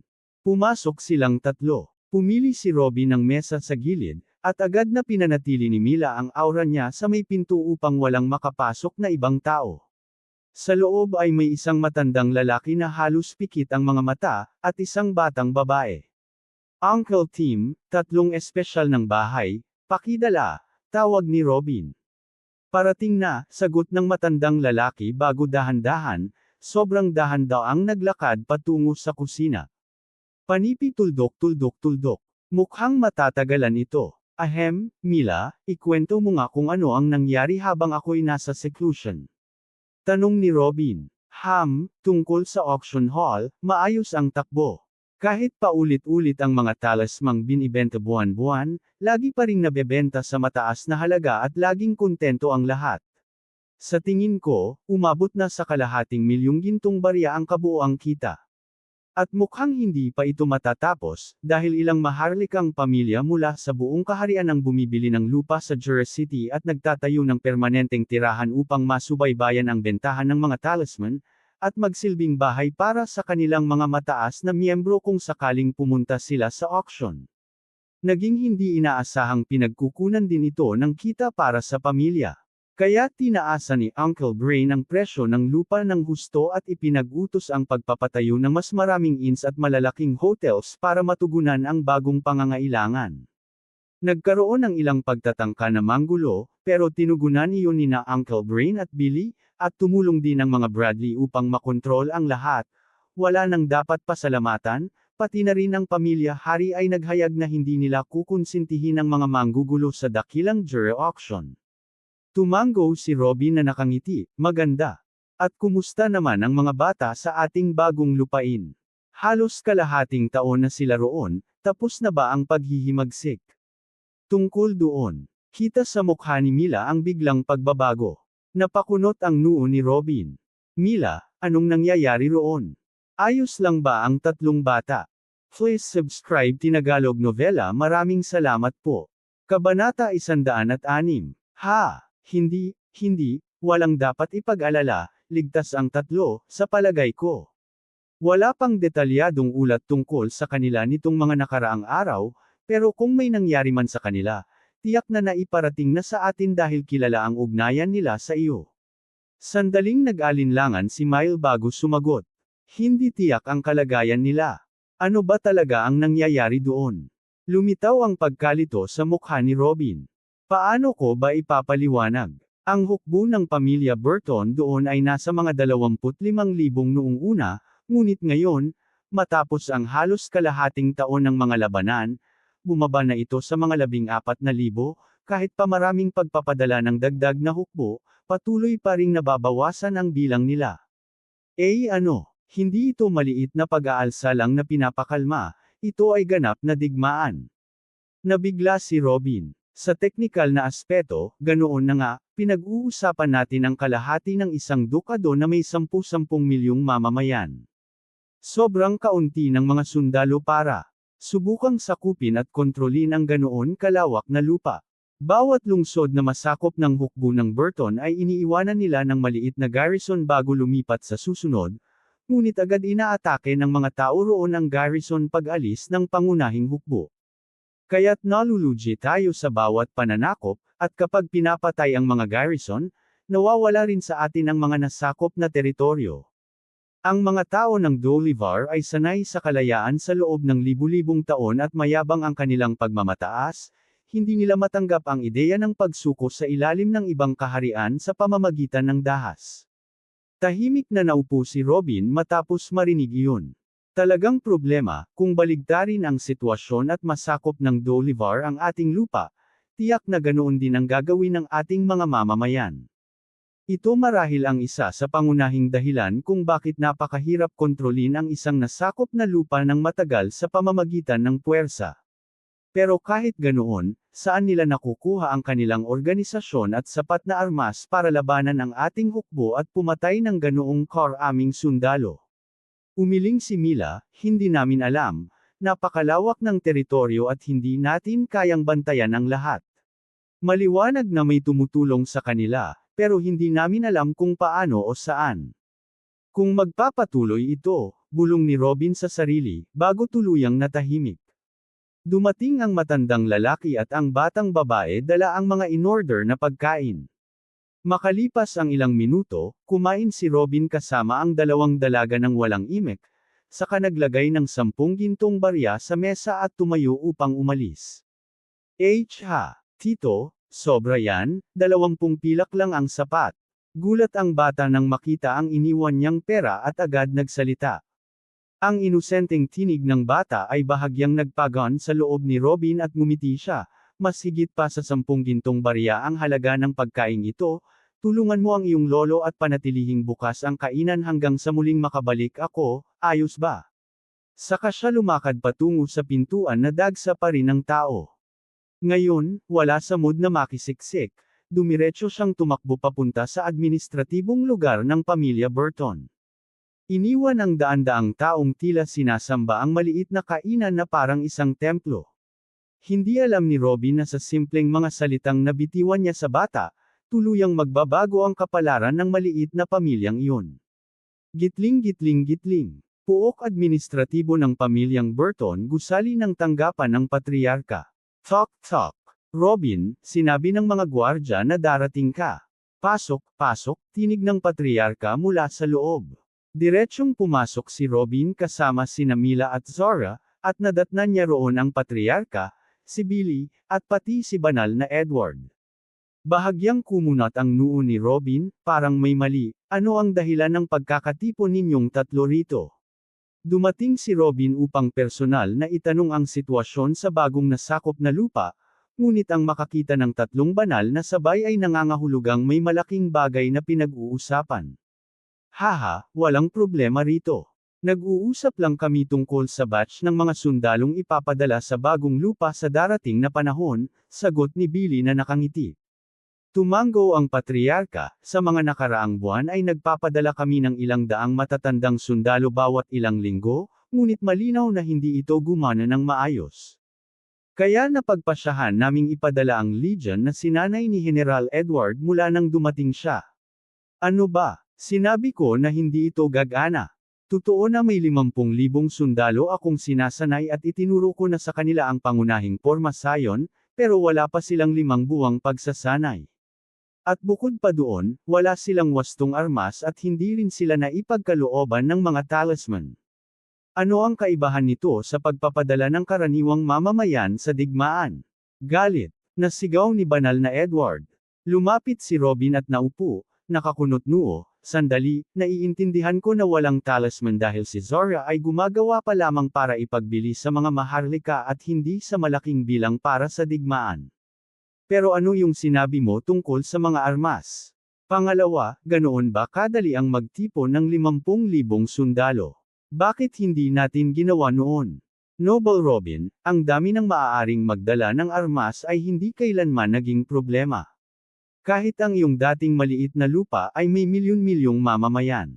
Kailangan ng mga sundalo ng pagkain para sa kanilang sarili at pera para sa kanilang mga pamilya upang makatawid buhay habang sila'y naglilingkod. Pasensya na, pero sobrang hirap ng pamilya ninyo noon kaya hindi ninyo kayang magpakain ng malaking hukbo, lalo na't magbigay ng tulong sa kanilang pamilya. Kamakailan lang unti-unting bumangon ang yaman ng pamilyang Burton mula sa mga nasamsam na yaman sa digmaan, sa perang dinala mo mula kay Sage Albert, at sa kita mula sa auction, kaya ngayon ay kaya na ng pamilya ang mas malaking hukbo. Tungkol naman sa armas at baluti, hindi basta makukuha sa kalsada ang magagandang uri. Mga maharlikang pamilya ang gumagawa, bumibili, o inaagaw mula sa arsenal ng mga natalo nilang pamilya, isang mahabang proseso na tumatagal ng maraming taon. Wala kaming nakuha na makabuluhang armas sa huling digmaan, ang mga iniwang kagamitan ng mga kalaban ay wasak na. Ang nakuha namin mula sa mga arsenal ng mga Baron at Viscount Cetina ay hindi man lang nakabawi sa aming mga nawala. Ang totoo, ang magagandang armas at baluti na may kategorya, mababa katamtaman mataas, ay iniipon ng mga pamilyang maharlika sa loob ng libu-libong taon, at isa ito sa pinakamahalagang salik ng tagumpay sa mga digmaan sa ilalim ng saklaw ng knighthood. Isipin mo na lang, 2 tao na parehong antas, pero ang isa ay may kahoy na kalasag at mapayat na espada sakay ng karaniwang kabayo, laban sa isa na may buong metal na baluti, mababang kategoryang espada, at sakay ng warhorse. Ano ang mangyayari? Isang panig na massacre. Sa madaling sabi, halos wala nang natirang magagandang armas, baluti, at kabayo ang pamilyang Burton. Ang digmaan 13 taon na ang nakaraan ay pumuksa ng malaking bahagi, at ang kasalukuyang digmaan laban sa Bolivar ay patuloy pang nagsisira. Sa ngayon, karamihan ng sundalo sa bagong teritoryo ay may dalang marurupok na armas at kahoy na kalasag, at wala pang 500 warhorse ang natitira. Kung ganoon nga ang problema ng pangunahing hukbo, paano pa kaya ang mga bagong sundalong sinasanay ko? Oo, maaari silang bigyan ng basura at ipadala sa kamatayan kung walang pakialam sa buhay nila, pero ano ang silbi ng aking pagsasanay kung ganoon? Galit na galit si General Edward. Ano, ganoon ba kakakaunti ang mga kategoryadong armas? Pero naaalala ko si Caesar, bumili siya ng mataas na antas na sibat sa lungsod ng Perlas ni Bradley sa halagang 100 gintong barya. Ang allowance noon ni Robin ay 20 gintong barya kada buwan, kaya ang sibat ay katumbas ng 5 buwan ng allowance ng isang henyo sa pamilyang Maharlika, bagay na imposibleng abutin ng karaniwang mamamayan. Ngunit sa isip ni Robin, kung mabibili naman ito sa pera, bakit ito itinuturing na kakaunti? Umiling si Billy, malaki ang posibilidad na iyon ay armas na ginamit na sa digmaan at ipinagbili para makalakam ng pondo ng pamilya, o baka ninakaw ng sundalo mula sa labanan at ibinenta ng palihim, o baka naman isang kabalyero ang nagbenta ng pekeng armas upang linlangan ang mga kabataan. Sa madaling sabi, ang tunay na mga kategoryadong armas, lalo na ang katamtaman at mataas na antas, ay hindi kailanman basta-basta makikita sa tindahan sa kalsada, at tiyak na hindi ganoon kababa ang presyo. Napaisip ng malalim si Robin bago tumango. Noon pa man ay iniisip niya kung paano nabasag ni Remus ang tinatawag na mataas na kategoryang sibat ni Caesar sa 3 piraso. Kabanata 107. General, pakisuyong intindihin. Kung hindi natin sila ipapadala bilang suporta ngayon, ang ating hukbo roon ay mauubos sa loob ng 2 o 3 buwan, ano ang gagawin natin pagkatapos? Kumpiyansa kami na ang iyong pagsasanay ay makapagliligtas ng kanilang buhay sa isang makatuwirang antas, pakiusap pumayag ka at pamunuan mo sila roon. Tugon ng patriarka sa malamig at magalang na tinig, kahit na mas bata sa kanya si Edward, mas malakas naman ito. Natahimik ang lahat, magulo talaga ang sitwasyon para sa kanila. Ang mga sundalong nasa bagong lupain ay maituturing ng mga elite dahil nakipaglaban na sila sa ilang digmaan, may dala pa silang mga sandata, baluti, at kaunting kabayong pandigma, ngunit mataas pa rin ang bilang ng mga namamatay. Kaya ano ang mangyayari kung magpapadala ng panibagong hukbo na walang kagamitan, walang karanasan, at hindi pa man lang nakatapos sa batayang pagsasanay? Mariing tinanggihan ni banal na Edward ang ideya.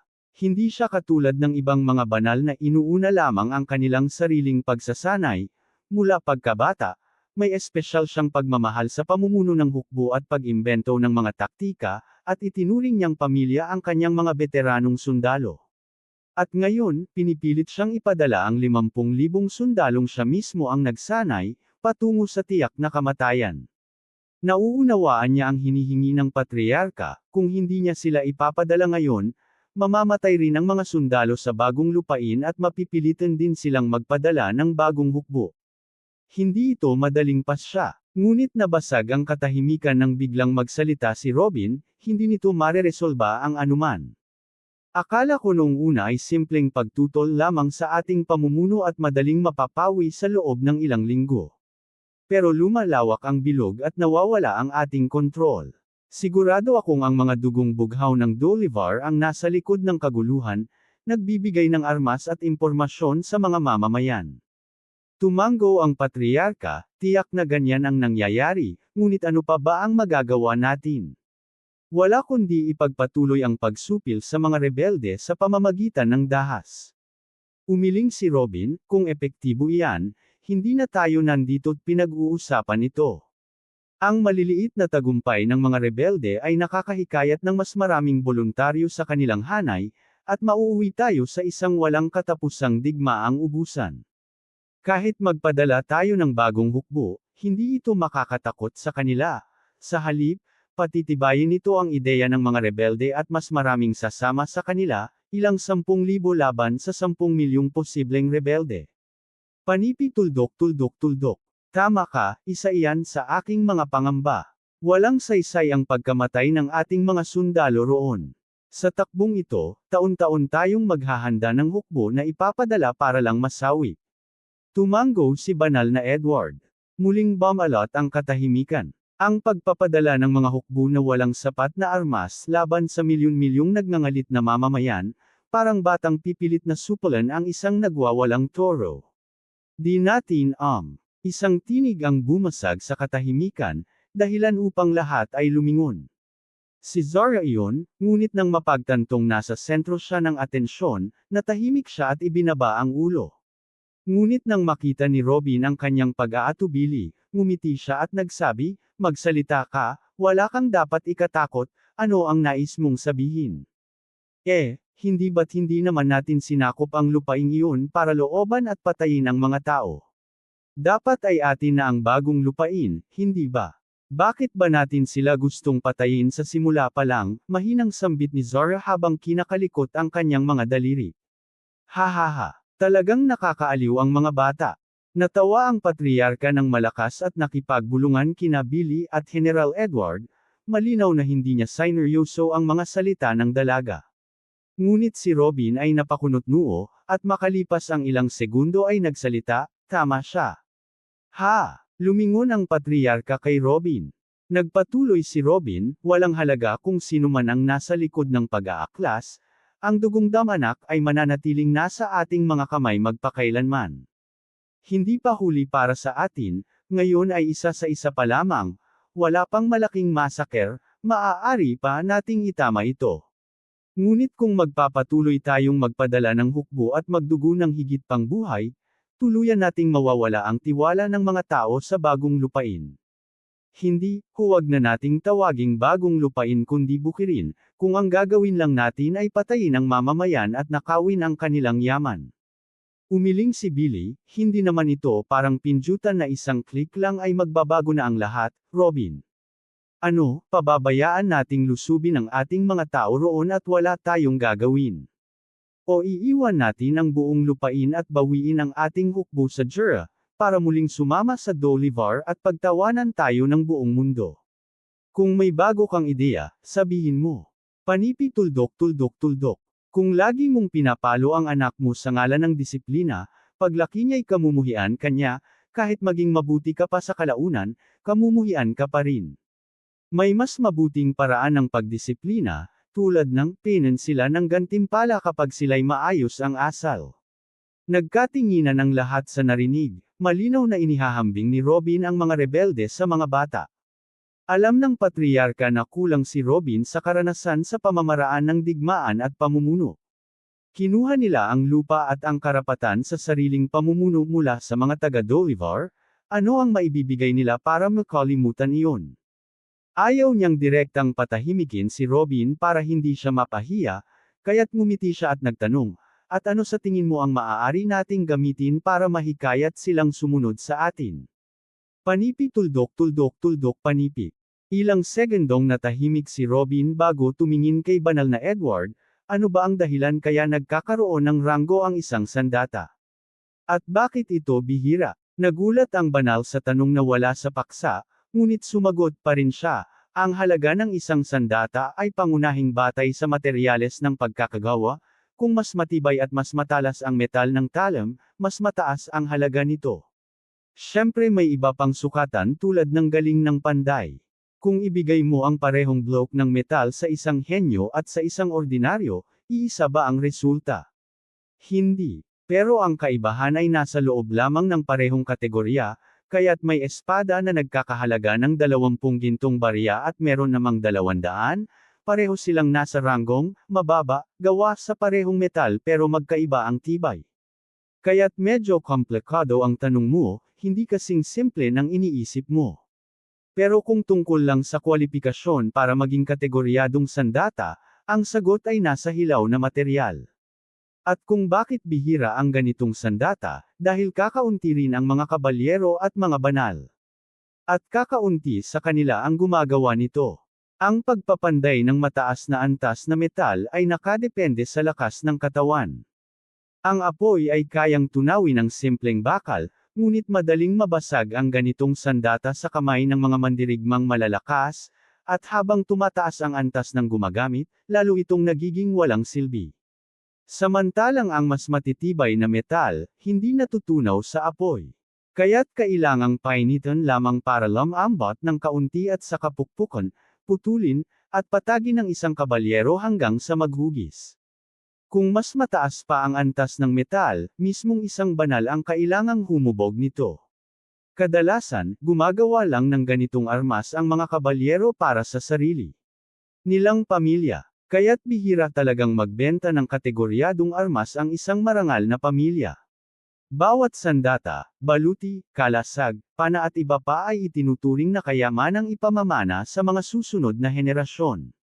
Kaya't mahaba, nakakapagod, at hindi kapaki-pakinabang ang trabahong ito para sa kanila, kaya kakaunti lamang ang pumipili nito, o kaya naman, gagawa lang sila ng iilan bilang pasasalamat sa kanilang pamilya at hihinto na. Iilan lang ang kabalyero at banal na nagiging propesyonal na panday, at lahat sila ay kilala, ngunit alam nating ginagawa nila ito para sa yaman at kasikatan, at hindi dahil sa tunay nilang hangarin. Sapagkat sino bang banal ang gugustuhing gugulin ang kanyang mga araw sa kapapalo sa isang tipak ng metal gamit ang lakas na bunga ng daan-daang taong pagsasanay? Sino ba sa matinong isipan ang sisimulan ng kanyang landas ng pagkakultibo na nagsasabing oo, gusto kong maging malakas para lang pukpukan ng isang napakatigas na bato? Kaya't hindi kailanman mauubos ang pangangailangan para sa ganitong mga armas. Imposible ang makahanap ng pamilya na may sobrang inventaryo, kahit ang pamilyang Burton na may mahigit 6,000 taong kasaysayan bilang Maharlika, wala silang higit sa 10,000 piraso na pinagsama-sama. Namangha si Robin, sa dami ng bagong kaalaman, at sa pagmamahal na ipinakita ni Edward para sa mga panday. Ngunit bigla siyang may naisip at nagtanong, ano ang ibig mong sabihin na hindi kayang tunawin ng apoy ang mga metal na ito? Walang bagay na hindi kayang tunawin ng apoy. Kabanata 108. Nag-iba ang itsura ni Santong Edward, dahil nagsasabi lamang siya ng mga katotohanan at hindi sariling opinyon. Sinasabi ko lang ang alam ko, marangal na Robin, at sa pagkakaalam ko, hindi kayang tunawin ng mga pagan ang karamihan sa mga kilalang metal ng buo, maliban sa bakal at ilang metal na halos kapareho ng bigat ng bakal. Pagdating naman sa mas matitibay na metal, bahagya lang silang lumalambot kahit sa pinakamataas na init na kayang ibigay ng isang pagan, at ang antas ng pagkakayari ay bumababa habang tumataas ang antas ng metal. May mga metal na kahit ang isang nilalang na antas santo ay napakahirap kalyuhin, at may iba pang mga mineral na kahit ang mga santo ay wala nang magagawa. Kumunot ang noo ni Robin at napaisip, saka paulit-ulit na tumango at bumulong sa sarili. Ganun, sige, kung ganito, oo. Nagpalitan ng tinginan ang lahat sa paligid niya, walang nakakaintindi sa ginagawa niya. Makalipas ang 1 minuto, tumingin si Robin sa patriarka. Sigurado akong marami pa tayong salapi, hindi ba? Oo, syempre, marami na tayong ginastos sa bagong hukbo, pero hindi pa natin nauubos ang lahat ng dinala mo galing kay Santong Albert.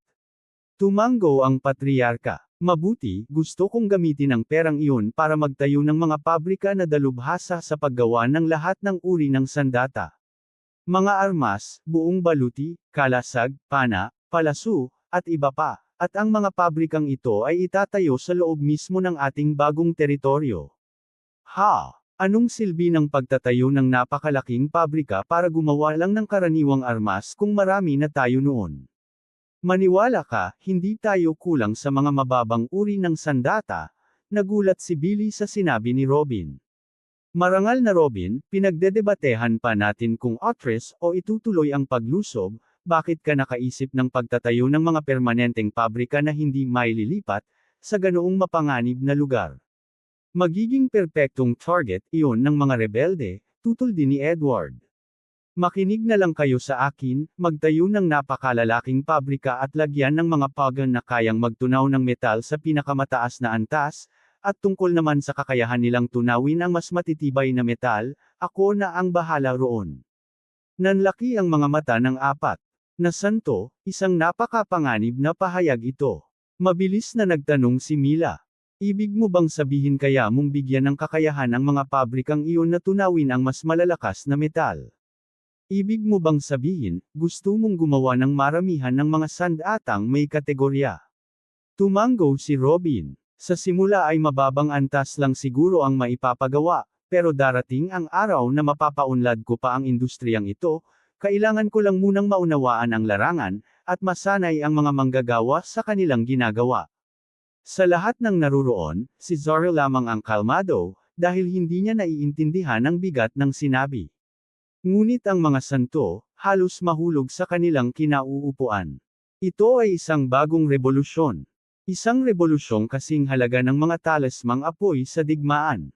Kahit isang duke ay hindi kailanman makakapanaginip ng ganito kasiguradong supply ng mga sandatang may kategorya.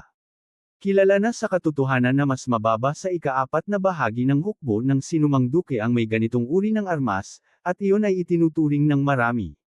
Mga sandatang iyon ay inipon pa sa loob ng libu-libong taon, isa ito sa mga hadlang na hindi matatawid sa pagitan ng mga lumang pamilya at ng mga bagong pamilya. Kahit pareho silang may parehong teknik ng pagkakakultiba, parehong dami ng malalakas na tao, at parehong populasyon, ang matatandang pamilya pa rin ang panalo sa bawat oras. Kung ang mga Burton ay magkakaroon ng permanenteng pinagmumulan ng mga sandatang may kategorya. Robin, ikaw, hey alternasyon, kalimutan na natin, hindi na kita tatanungin kung paano mo ito gagawin, pero kahit papaano, sabihin mo man lang kung bakit mo gustong itayo ang mga pabrikang iyon sa bagong lupain. Kalimutan mo na ang lungsod Jura, mas pipiliin ko pang ipatayo ang mga iyon dito sa administratibong zona. Pinipigil ng patriarka ang kasab-ikan at nagtanong. Itayo na lang doon, at mag-anunsyo ng pagkuha ng mga bagong manggagawa, at lahat sila ay dapat na mga lokal, mag-alok ng sahod na sobrang taas na hindi nila matatanggihan, at bigyan sila at ang kanilang mga pamilya ng ganap na kalinga. Gawin ninyong paraiso ang kapaligiran sa trabaho kumpara sa dati nilang nakasanayan. Ito, gagastos tayo ng sobra. Ang pagtatayo ng mga pabrikang ganito kalaki at kalidad ay mangangailangan ng daan-daang libong gintong barya. At libu-libong barya pa kada buwan para sa mga gastusin ng mga manggagawa ayon sa hinihingi mo. Umiling si Billy. Sumigaw si Robin. Anong gastusin ang sinasabi mo? Handa ka ngang magpadala ng hukbo ng ating mga kamag-anak sa tiyak na kamatayan, hindi ba't napakalaki rin ng ginastos doon? Huwag mo akong pagsabihan tungkol sa gastos. Mabilis na kumaway si Billy gamit ang dalawang kamay. Sige, mali ang pagkakasabi ko, pero alam mo ang ibig kong sabihin. Kailangan nating ayusin lahat bago magsimula at pagsisihan sa huli. Tumahimik si Robin sandali at saka nagsalita. Mababayaran natin ang mga gastusin sa pamamagitan ng pagbebenta ng maliit na bahagi ng mga armas kada buwan sa pamilyang Bradley at sa pamilyang Maharlika, at kapag sapat na ang armas ng ating kasalukuyang hukbo, maaari na tayong magbenta ng mas marami sa dalawang kalyadong pamilya, o kahit pa sa ibang malalaki at maliliit na pamilya sa kaharian ng itim na araw. Basta't may sapat na supply ng mga sandatang may kategorya sa abot kayang halaga, sa tingin mo ba magkakaproblema tayo sa kita? Kalimutan mo ang puntong iyon, hindi na isyo ang gastos sa mga manggagawa sa panahong iyon. Makinig ka. Tayo, ang mga Burton, ay taos-pusong nagnanais na palawakin ang ating impluwensya at mga lupain, ngunit iniisip ng ating mga bagong mamamayan na narito tayo para mag-higanti laban sa Bolivar, iniisip nilang nandito lang tayo para magnakaw at pumatay. At sa kasamaang palad, kinukumpirma ng mga kasalukuyang pangyayari ang kanilang hinala. Ang mga pabrikang ito ang magiging magnito para sa mga manggagawa upang sumama sa atin at kumita ng malaking halaga at maipamalit sa kanilang mga pamilya at kaibigan na narito tayo para itaas ang kanilang antas at hindi para patayin at nakawin sila gaya ng iniisip nila. Sa ganitong paraan, lahat ay aasa na sumama sa atin at paprotektahan ang mga pabrikang nagbibigay sa kanila ng ginto, imbes na sirain ang mga ito. Nai-excite pa rin sina Edward at Mila tungkol sa pahayag ni Robin na handa siyang ibenta ang mga sandatang may kategorya sa pamilyang Bradley, habang si Billy at ang patriarka naman ay napaisip ng malalim sa mungkahi. Makalipas ang ilang segundo, nagsimulang tumango si Billy. Talagang makakahikayat ito ng mga mahihirap na lokal pabor sa atin, dahil ang katatagan at kasaganaan ay palaging mas mabuti kaysa digmaan. Pero paano ang mga nasa gitna at mayayamang uri? Kung may koneksyon ang mga rebelde sa intelihensya ng Bolivar, tiyak na isa sila sa mga mas malalaking pamilya. Hindi sila maaakit ng mga pabrika at tiyak na hindi sila mananahimik at gagawa ng gulo, papatayin ba natin sila? Hindi. Pwede mo bang tigilan na muna ang kakaisip sa pagpatay? Sigaw ni Robin, sabihin mo sa akin ang higit pa tungkol sa kanila, sila ba ay mga maharlika? May mga kabalyero at kawal ba sa kanila? Hindi, ang mga pamilyang maharlika ay umalis na sa mga lupa matapos pirmahan ang kasunduan ng hindi paglusob, natatakot na lipulin natin sila. Ang mga naiwan ay yaong medyo malalaki at mayayamang pamilya ngunit walang mga teknik ng batas. At dahil dito wala ni isang kabalyero sa kanila, at gayunpaman sila ang pinakamalaking banta roon. May malalim silang ugnayan sa mga maharlikang tinli at ganap ang kanilang katapatan sa Bolivar, dahil sa dami nila, sa kapangyarihan nila sa ibang mga lokal, at sa kanilang kontrol sa lahat ng lungsod, sila ang ulo ng ahas sa digmaan laban sa rebelyon. Tahimik si Robin, saka nagsalita makalipas ang ilang segundo. Panipi tuldok. Sa tingin ko may solusyon din ako para sa kanila. Ano iyon? Ay anunsyo na kung ang isang pamilya na may higit sa 500 miyembro ay hayagang susumpa ng katapatan sa pamilyang Burton, makatatanggap sila ng pangalawang batas ng apoy at magiging bagong opisyal na maharlika sa kani-kanilang mga lupang ninuno. Nagulat si Billy at sumigaw. Kalimutan mo na. Ang paraan na ginamit ng ating mga ninuno upang makapasok sa pagkakabalyero ay may depekto at itinapon na. Lahat ng magagandang batas na mayroon tayo ngayon ay binili pa natin mula sa pamilyang maharlika matapos tulungan ng ating mga ninuno ang mga iyon na manalo sa mga digmaan upang pag-isahin ang kaharian libu-libong taon na ang nakalipas, at nanumpa tayong hindi ito ipapasa sa iba, kung hindi ituturing tayong mga traidor. Ang tanging problema lang ba, ay ang mismong batas? Maganda ang natitirang bahagi ng ideya. Mahinahong tanong ni Robin. Nagulat si Billy sa tanong at tumingin sa patriarka, na siya namang nagsalita. Oo, talagang mahusay ang ideya, ang napakalawak na lugar na iyon ay nangangailangan ng sarili nitong mga lokal na pamilyang maharlika upang tulungan tayong pamahalaan ito, at hindi lamang tayo makakaiwas sa kanilang kasamaan, kundi magkakaroon pa tayo ng dagdag na mga tauhan para sa digmaan kung makakamit natin ang kanilang katapatan at palalakasan sila. Ngunit, mga pangarap lang ito. Hindi natin maaaring gamitin ang ari-arian ng pamilyang maharlika sa ganitong paraan. Kabanata 109. Ngumiti si Robin, at sino bang nagsabi na gagamitin ko ang mga teknik ng batas makalangit ng pamilya royal? Maghahanda ako ng bagong maliit na teknik ng batas makalangit ng apoy, iyon na ang makakasolusyon, hindi ba? Ano? Kaya mong gumawa ng ganitong teknik mula sa simula. Kung kaya mo, isulat mo rin para sa amin. Agad na tumayo ang patriarch, hindi siya makapaniwala sa narinig. Hindi alam kung ano ang sasabihin, nagsimula ng mangamba si Robin na baka maapektuhan ang kalusugan ng mga tao sa paligid niya sa dami ng pagkabigla.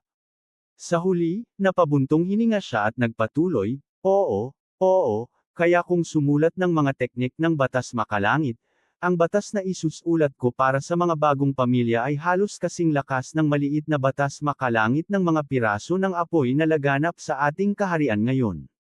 Hindi nararapat na ibigay ko sa inyo ang ganoon kaliit na bagay, pero huwag kang mag-alala patriarch, hindi ko nakakalimutan ang pamilya, pero hindi pa ngayon, may tamang oras para sa lahat ng bagay.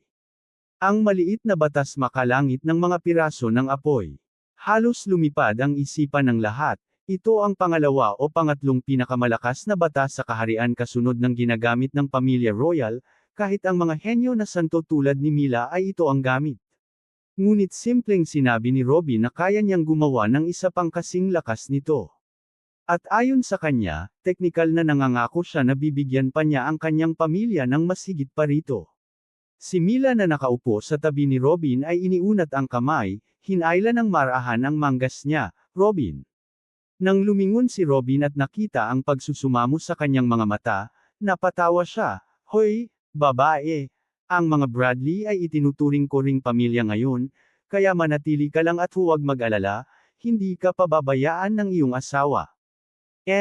Masiglang tumango si Mila, halatang tuwang-tuwa.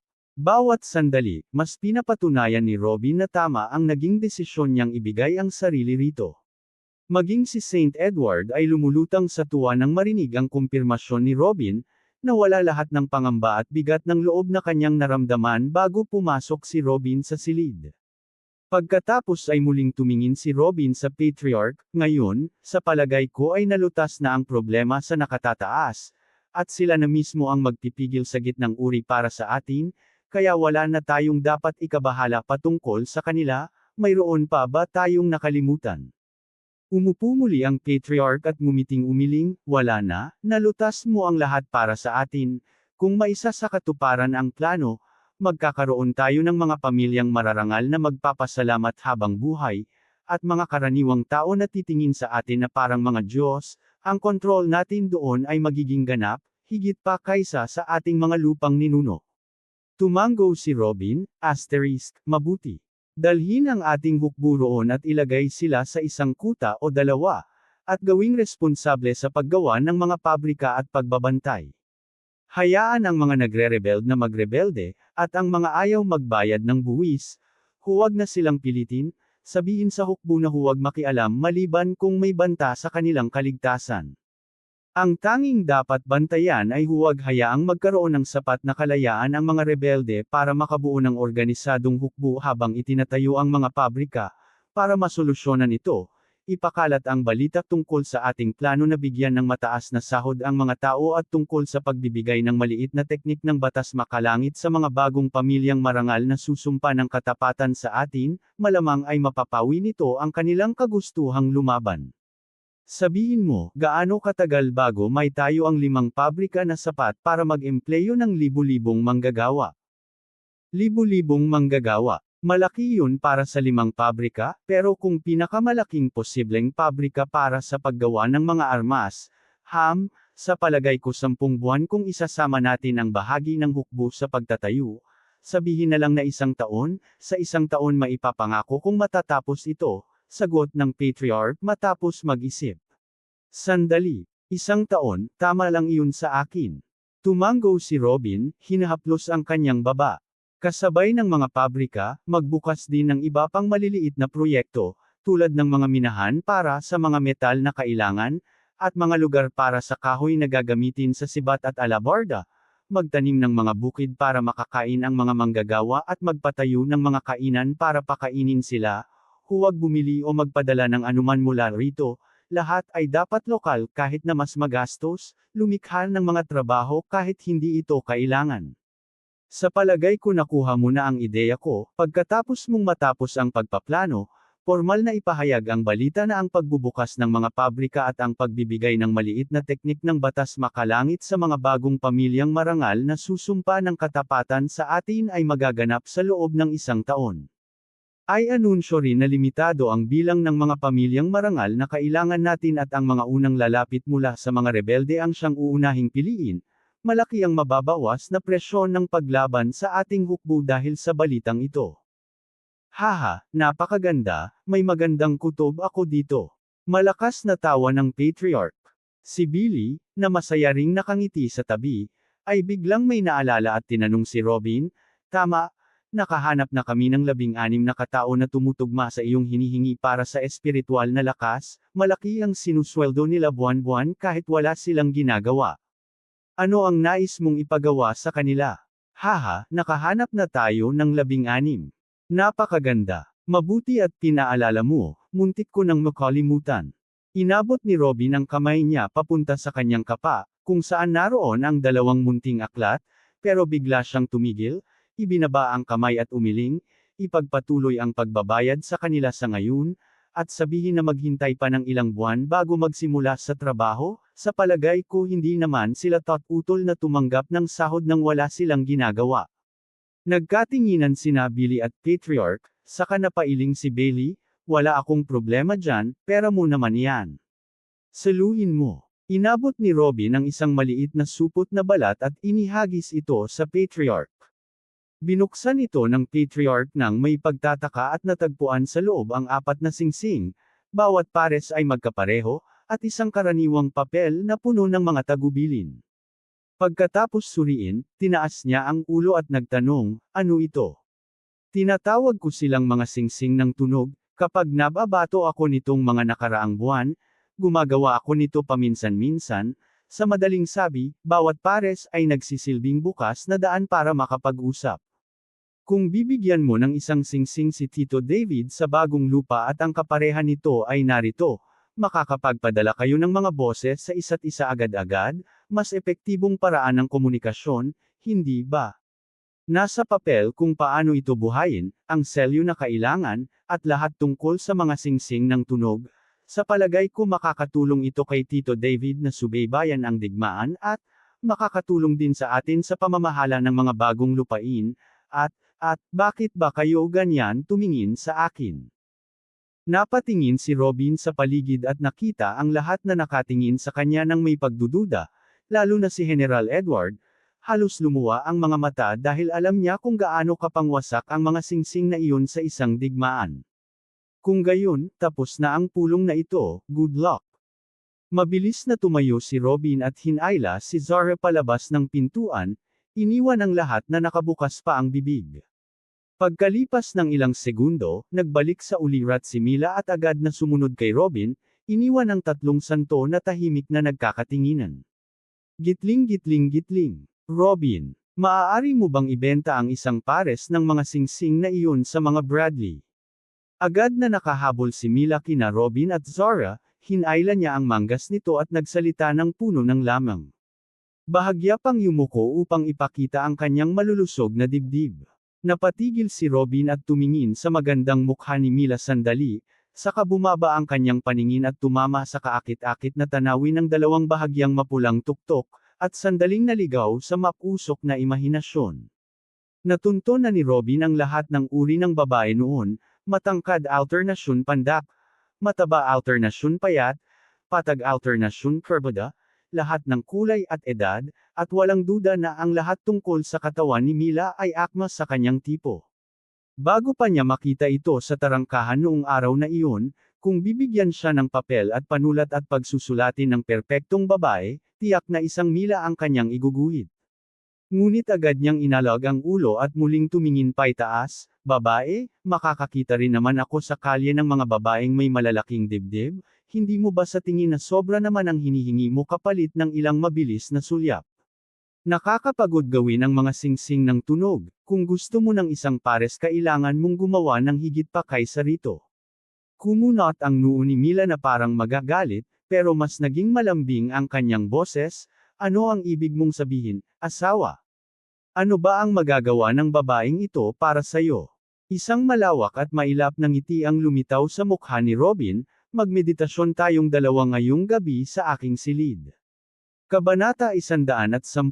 Halika, magmeditasyon tayo sa kwarto ko ngayon hehe. Tumawa si Robin ng walang hiya. Halos 20 taon na mula nang huli siyang bumisita sa isang bahay aliwan sa baryo malapit sa Yungib. Sa panahong iyon, tumanda na siya para mag-enjoy sa mga ganda, at kalaunan ay naging sobrang abala para isipin pa ito. Namula si Mila at biglang hamampas sa lupa, kalilimutan mo na yan, walang meditasyon bago ang kasal. Ibinaba ni Robin ang kanyang balikat at nagsabi, at hindi rin naman yan mangyayari sa lalong madaling panahon. Ang kasal ng kamahalan ay siguradong malaking kaganapan at makakaagaw ng pansin ng buong kaharian, at hindi ako handang isantabi ang mga alalahanin ko para lang maghanda ng ganyang bagay. Wala ring sapat na yaman ang pamilya, kulang sa tao, kulang sa lakas para gastusin sa ganoong engranding seremonya. Lumapit si Mila, dahan-daang kinuha ang braso ni Robin at niyakap ito sa pagitan ng kanyang dibdib. Hindi ko sinabing gawin na ang kasal ngayon, pero sana bigyan mo naman ng kaunting pabor ang pamilya ng fiancé mo, okay? Panipi tuldok. Demonytika, sige na nga. Nagbenta ako ng pares ng singsing sa pamilya Maharlika sa halagang 20,000 ginto, pero dahil pinanggakuan ko sila ng malaking diskwento kapalit ng aking proteksyon. Maaari akong gumawa ng pares ng singsing para sa mga Bradley sa halagang 100,000. Pagkatapos ay hinailan niya ang kanyang kamay at nagpatuloy sa paglalakad papunta sa kanyang bahay, kasama si Zora na hindi pa rin maintindihan kung ano ang kinalaman ng meditasyon sa kasal. Hindi ako makapaniwala na mas mataas pa ang singil mo sa pamilya ng magiging biyenan mo kaysa sa mga estranghero. Napasigaw si Mila at tinapakan ng lupa. Salamat na lang at gusto kita, kung hindi baka wala silang makuha kahit ano. Sige palem na alternasyon. Malakas na tumawa si Robin at nagpatuloy sa paglakad. Iniwan si Mila na hindi alam kung dapat ba siyang ma-flatter o ma-insulto para sa kanyang pamilya. Pero matapos ang ilang segundo, naalala niya na nakikitira siya kay Robin, kaya tahimik na lang siyang sumunod. Gitling. Pagdating ni Robin sa kanyang bahay, sinabi niya sa dalawang babae na huwag kakatok sa kanyang pinto habang siya'y nasa pagsasarili kahit anong mangyari. Kung magdadala sila ng pagkain, iwan lang ito sa harap ng pinto. Pagkatapos ay diretso siyang pumasok sa kanyang silid na dati na rin niyang ginamit para sa seclusion. 2 oras pa lang ang nakalipas mula nang lumabas siya ng silid matapos ang ilang buwang pagsasarili, pero napilitan na naman siyang bumalik agad. Sa kanyang nakaraang pagsasarili, nagawa ni Robin na lumikha ng isang teknik kung saan mabilis niyang maibabalik ang naubos niyang espiritual na lakas. Dahil sa pambihirang teknik na iyon, may pumasok na bagong ideya sa kanyang isipan. Kung kaya niyang pabilisin ang proseso ng pagbawi, bakit hindi niya itulak pa ang hangganan at dagdagan ang maksimum na enerhiya sa katawan ng tao? At dahil dito, nagawa niyang magsimulang bumuo ng isang teknik para palakasin ang kapangyarihan ng kaluluwa. Ngayon, sa parehong tagal ng oras, mas marami siyang nagagawang talisman at hindi agad napapagod. Nang subukan niya ang dalawang teknik at nasiguro ang kanilang epekto, agad niya itong isinulat sa paraang maaaring magamit ng sinuman. Dahil dito, tataas ng husto ang produktibidad ng mga tagagawa ng talisman. Ang teknik sa pagpapalakas ng kaluluwa at ang teknik sa pagbawi ng kaluluwa. Bagaman nasa simula pa lang ang dalawang teknik, at ang dagdag na lakas na ibinibigay ng pagpapalakas ng kaluluwa ay hindi pa ganoon kalaki, ito ay napakahalaga pa rin para sa kanyang antas. Saan ba ito maihahambing? Ito ang kauna-unahang teknik na ginawa para palakasin ang tinatawag na kapangyarihan ng kaluluwa. Kaya nang lumabas si Robin sa kanyang silid, masayang-masaya siya. Plano niyang ipakita at ituro ang dalawang teknik sa mga bagong tagagawa ng talisman na tinipon ng kanyang pamilya, at pagkatapos ay unti-unti na niyang masisimulan ang sariling pabrika. Pero nagbago ang lahat dahil sa isyu ng rebelyon. Ang ideya ng pagpapatakbo ng mga pabrika para sa paggawa ng mga kagamitan ay nangangailangan ng libu-libong manggagawa mula sa mga lupaing itinuturing na kaaway. Kahit hindi man kaaway, napakalaking panganib na pagkatiwalaan ang libu-libong tao sa ganoong kasensitibong proseso. Kahit isa lang sa kanila ang magtaksil, maipapasa ang lihim ni Robin. Dagdag pa rito, ang mga pamilya na bibigyan ng minor law technique kapalit ng panunumpa ng katapatan, sino ba ang makakasigurado na totoo ang kanilang panunumpa? Kung sakaling ipasa nila ang teknik sa mga maharlika ng kaharian ng Dolivar, malaking problema iyon. At ang mga pintor ng talisman, karamihan ay pera lang ang habol. Malamang mayroong magtatangkang ibenta ang kaalaman kapalit ng salapi. 3 teknik ang mahuhulog sa kamay nila: paggawa ng talisman, pagpapalakas ng kaluluwa, at pagbawi ng kaluluwa. Literal na hawak nila sa leeg ang pamilya Burton. Kung mas pinili nila ang pera kaysa katapatan, tapos na ang lahat. Gitling. Kaya kailangan ng bagong inobasyon. Sa kasalukuyan, kailangang gawin ni Robin ang mga sumusunod. Gumawa mula sa simula ng isang Fire Minor Heavenly Law technique para ibigay sa mga bagong maharlika. Maghanap ng paraan para mass produce ng mga sandata na may mababang antas, hindi peke, at maibebenta rin sa merkado. Humanap ng solusyon laban sa pagtataksil. At lahat ng ito ay kailangang matapos sa loob ng 1 taon. Walang pwedeng maantala o magkamali. Kung isa man dito ang hindi matapos, guguho ang lahat. Ang puwersa ng pamilya Burton sa bagong lupain ay nasa matinding panganib mula sa mga rebelde na nakapaligid sa kanila. At ngayon kailangan pa nilang bantayan ang mga lugar kung saan itatayo ang mga bagong pabrika. Kung magtatago na lang sila sa iilang kuta, bibigyan lang nila ng pagkakataon ang mga rebelde na magtipon ng malaking hukbo. At kapag kumalat ang balita, mababawasan ang moral ng mga maharlika at mahihirap, at lalong hindi maaaring ipagwalang bahala ang lihim na kamay ng kaharian ng Bolivar. Sa katunayan, 1 taon ay napakahaba na para sa kanila. Bawat araw na lumilipas bago maresolba ang 3 problema, may mga sundalong mamamatay sa bagong lupain. Gitling-gitling-gitling. Matapos ang 1 buwan, nagdesisyon si Robin na unahin ang pinakamadali.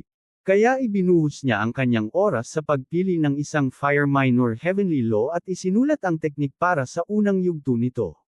Para sa isang taong nakasulat na ng teknik para sa unang yugto ng 3 major laws, madali lang ito. Sa loob lamang ng 25 araw, natapos na niya ang teknik at nakahanda na ito sa kanyang mesa. Pagkatapos ay lumipat siya sa 2 pinakamadaling gawain, ang paraan ng paggawa ng mga sandata na may kategorya.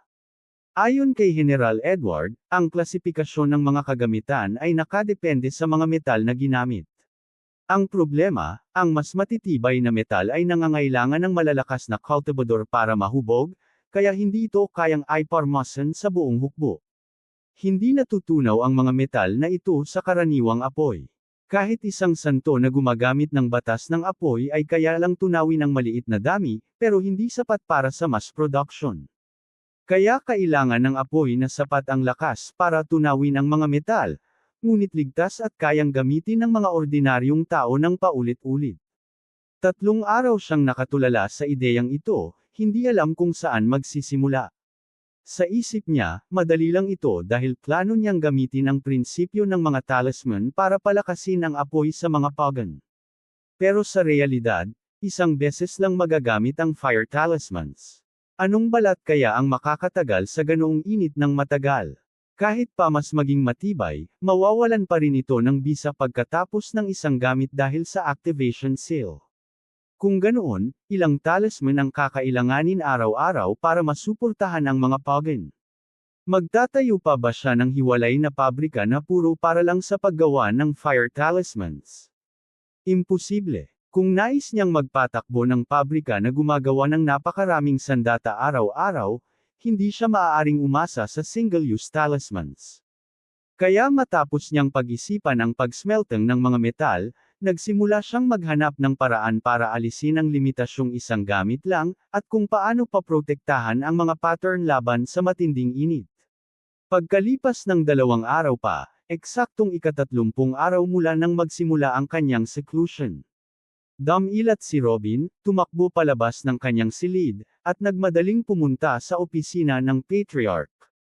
Please subscribe Tinagalog Novela, libre lang yan kaibigan, maraming salamat po.